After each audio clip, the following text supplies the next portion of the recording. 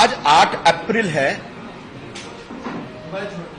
और आज उत्तर पश्चिम विभाग के शिवसेना के जो उम्मीदवार हैं खिचड़ी चोर, उनको ईडी ने बुलाया है और ईडी इंट्रोगेशन के बाद क्या करेगी मुझे नहीं मालूम है, लेकिन निश्चित तौर पर खिचड़ी चोर के खिलाफ कार्रवाई होनी चाहिए और पूरे उत्तर पश्चिम जिला के मतदारों को पता चलना चाहिए कि उनका जो संभावित उम्मीदवार है वो कितना बड़ा चोर है, कितना बड़ा बेईमान है और कितना बड़ा दलाल है। लेकिन जब खिचड़ी चोर और खिचड़ी स्कैम के ऊपर मैं काम करना शुरू किया तो पता चला कि खिचड़ी घोटाले का असली किंग पिन कोई और है। ये अकेला चोर नहीं है, अकेला खिचड़ी चोर नहीं है।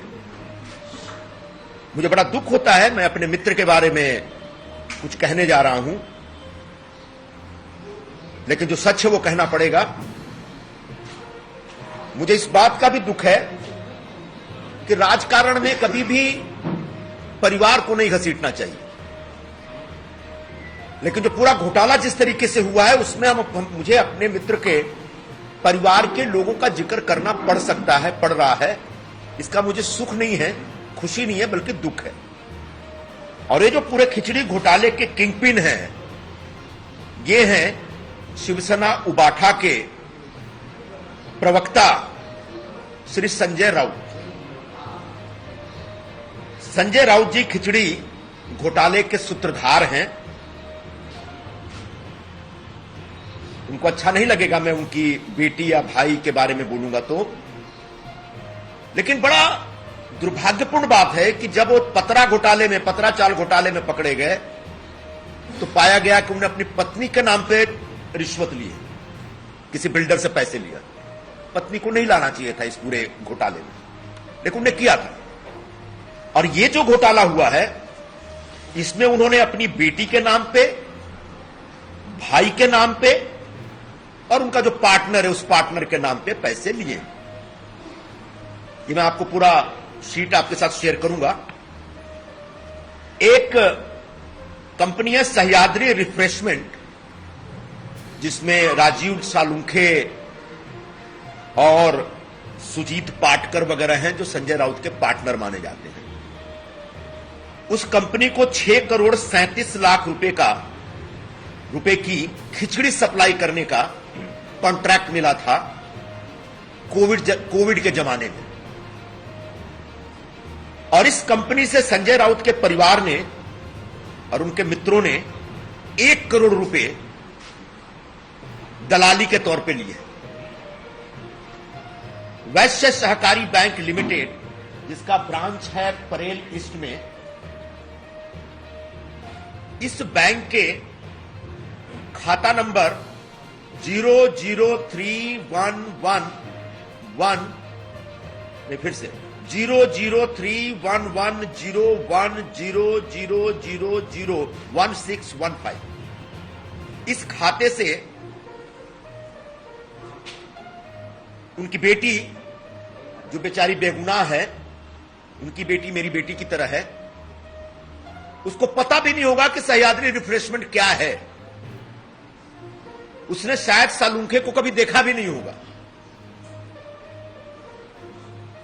लेकिन एमबीए और इंडिया अलायंस के जो पूरे संयोजक बनते हैं महाराष्ट्र में, ऐसे संजय राउत जी ने अपनी बेटी, जिसका नाम है विदिता संजय राउत, उसके नाम पे चेक से रिश्वत ली है।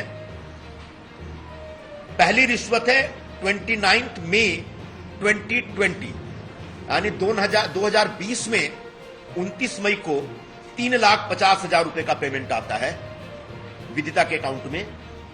26 जून 2020 को 5 लाख का पेमेंट आता है। 7 अगस्त 2020 को 1,25,000 का आता है उस अकाउंट में, विदिता के अकाउंट में। 20 अगस्त 2020 को 3 लाख रुपए का एक चेक आता है उनके अकाउंट में।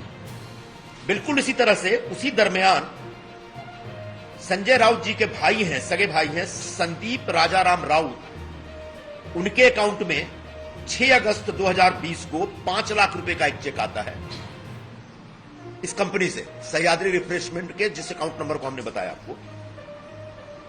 और 20 अगस्त को 2020 में 1,25,000 रुपए का चेक आता है। इसके अतिरिक्त जो उनके पार्टनर हैं, जो जेल में भी गए हैं 2-3 केसेस में, सुजीत मुकुंद पाटकर संजय राउत का ऑफिशियल पार्टनर हैं, उनके अकाउंट में 15 जुलाई 2020 को 14 लाख रुपए, फिर 5 अगस्त 2020 को फिर 14 लाख रुपए, 29 अक्टूबर 2020 को 10 लाख रुपए, 17 दिसंबर 2020 को 1,90,000 रुपए और 12 जनवरी 2021 को फिर से 1,90,000 रुपए आते हैं इनके अकाउंट में।